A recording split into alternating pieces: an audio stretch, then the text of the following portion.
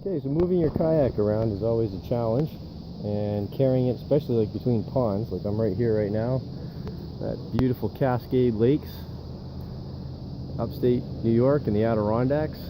And there's Upper Cascade, Lower Cascade, and I just did the carry.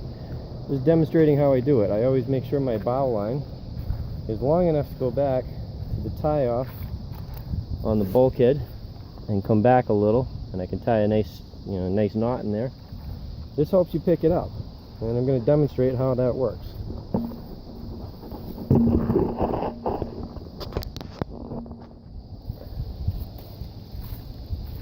I like to have feet that's easy to carry, and the backpack for all my loose junk.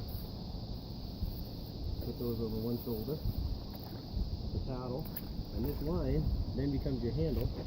Tilt it up. If they're light enough, you can carry them on one shoulder. Actually, I've gone a couple miles like this a few times.